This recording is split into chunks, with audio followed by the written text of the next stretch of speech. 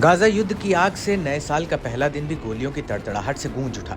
Hamas लड़ाकों ने Israeli सेना और इजरायली शहरों पर जमकर हमला बोला। हमास की मिलिट्री विंग अल कस्साम ब्रिगेड ने दक्षिणी इजरायल के छोटे से शहर नेटिवोट पर हमला किया। लड़ाकों ने एडवांस मिसाइल से इजरायली शहर पर जबरदस्त हमला किया। हमास के इस हमले से एक बार फिर इजरायल एयर डिफेंस सिस्टम की पोल खुल गई। लड़ाकों की ओर से दागी गई मिसाइल आयरन डोम के रडार को चकमा देने में कामयाब रही। इसके बाद इजरायली एयर स्पेस में घुसकर हमास की मिसाइल ने नेटिवोट पर जमकर तबाही मचाई। इजरायली सुरक्षा बलों ने भी हमास के हमले की पुष्टि की है। आईडीएफ ने बताया कि सेंट्रल गाजा से दक्षिणी इजरायल के नेटिवोट शहर पर 2 रॉकेट दागे गए।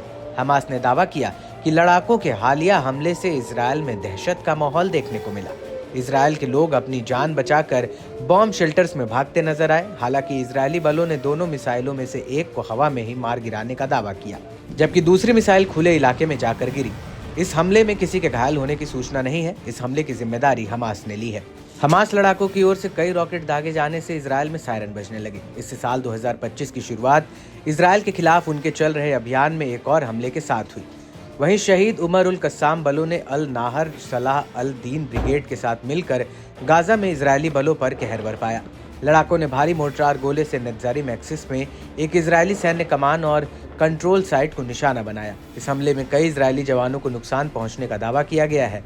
बताया गया कि लड़ाकों की ओर से अचानक हमले से आईडीएफ को संभालने का मौका नहीं मिला। इससे गाजा में इजरायली बलों को होने वाले नुकसान कई गुना ज्यादा हो गया है। इसके अलावा अल कुद्स ब्रिगेड ने भी नए साल के पहले दिन इजरायल के लोगों के जश्न को भंग कर दिया। लड़ाकों ने अपने लेटेस्ट ऑपरेशन में इजरायली शहर को निशाना बनाया। अल कुद्स ने यरूशलेम और तेल अवीव को निशाना बनाकर रॉकेटों की बौछार की। हमास के हमले से इजरायली सेना को लगातार नुकसान हो रहा है।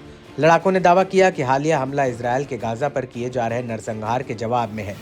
वहीं मुजाहिदीन ब्रिगेड के लड़ाकों ने दक्षिण में तमून शहर के जंक्शन के पास इजरायली सेना के साथ तीखी झड़प की। इस दौरान लड़ाकों ने विस्फोट उपकरण से इजरायली बलों पर जबरदस्त धमाका किया। लड़ाकों ने अपना ऑपरेशन जबालिया रिफ्यूजी कैंप में भी चलाया। लड़ाकों ने इजरायली सैनिकों और सैन्य वाहनों पर मोर्टार से हमला किया। इसके अलावा यमन के हूती लड़ाकों ने भी जमीन से हवा में मार करने वाली मिसाइल से इजरायल पर हमला किया। वहीं हूती लड़ाकों ने मारीब एयर स्पेस में एक अमेरिकी MQ-9 ड्रोन को भी मार गिराया। ये 72 घंटों के भीतर किया गया दूसरा ड्रोन और युद्ध शुरू होने के बाद से 14वां ड्रोन हमला है। इससे साफ संकेत मिल रहा है कि इजरायल और अमेरिका के खिलाफ हूती लड़ाके के हिंसक अभियान अभी लंबे चलेंगे।